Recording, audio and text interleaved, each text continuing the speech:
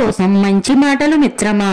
25 సంవత్సరాల వయసులో ఉన్న అందం, ఓపిక 60 సంవత్సరాలలో ఉండవు. అలాగే 60 సంవత్సరాలలో ఉన్న అవగాహన, ఆలోచన 25 సంవత్సరాలకు ఉండవు. ప్రతి బాధ ఒక కొత్త పాఠాన్ని నేర్పిస్తుంది. ప్రతి పాఠం ఒక వ్యక్తిని మారుస్తుంది.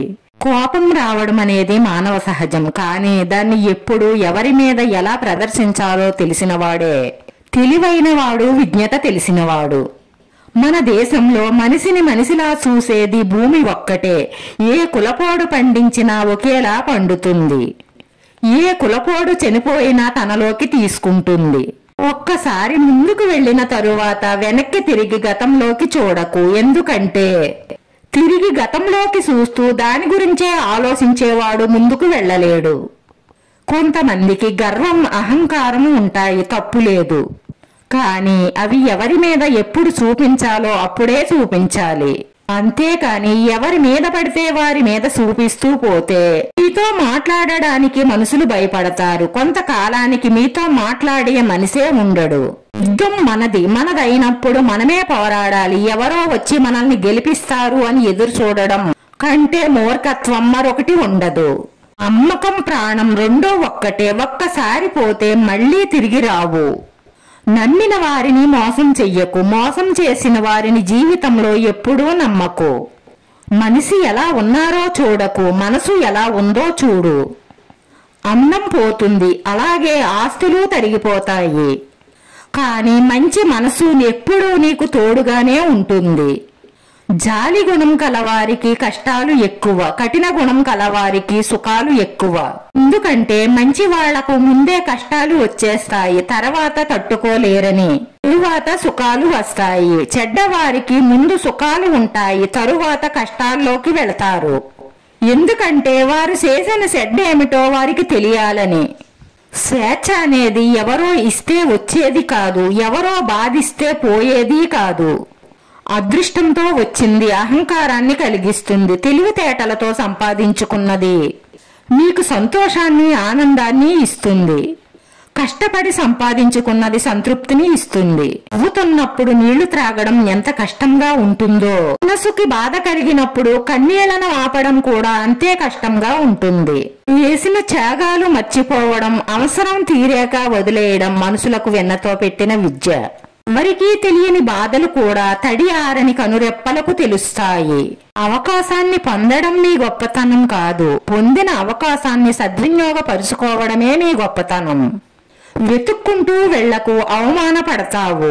ఎదురు చూస్తూ ఉండకు, మోసపోతావు. నిన్ను మాత్రమే నువ్వు నమ్ముకో. ఇది నటనా ప్రపంచం. కొన్నిసార్లు మీ ప్రమేయం లేకుండానే మీ మీద నిందలు వస్తాయి. నువ్వు ప్రతీకారం తీర్చుకోవాలి అనుకోకు. ఎందుకంటే ఆ సమయంలో భగవంతుడు సర్వం గమనిస్తున్నాడని తెలుసుకో.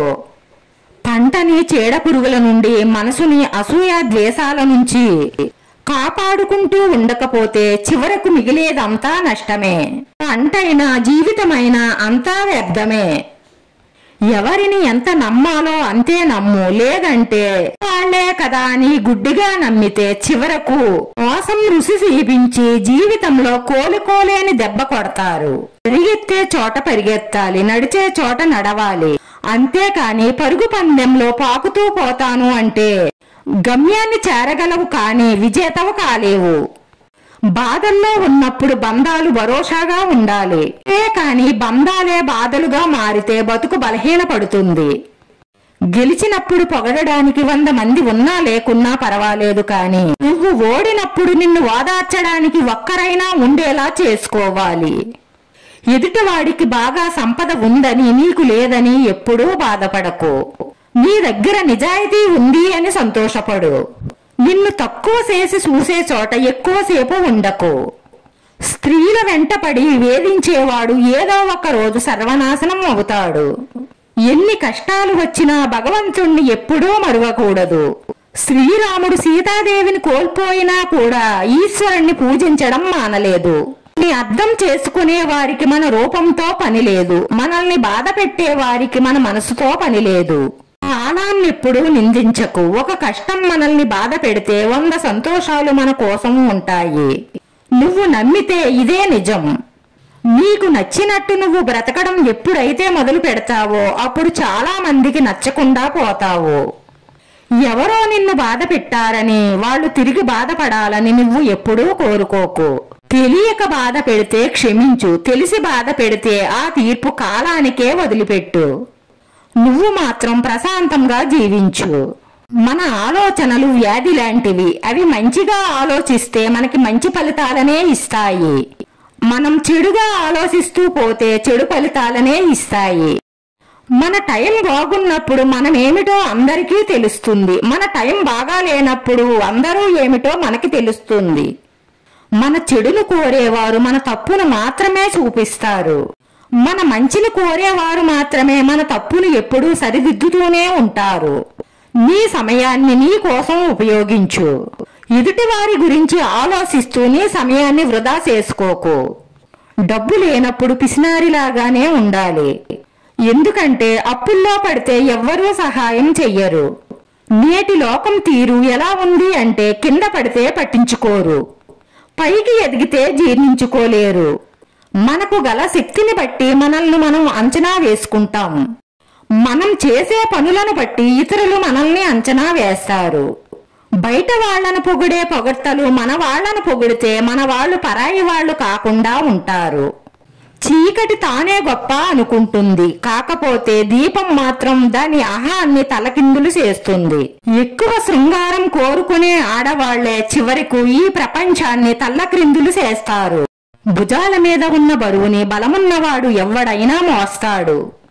కానీ మనసులో ఉన్న బాధను, బంధాల విలువ తెలిసినవాడు ఒక్కడే మొయ్యగలడు.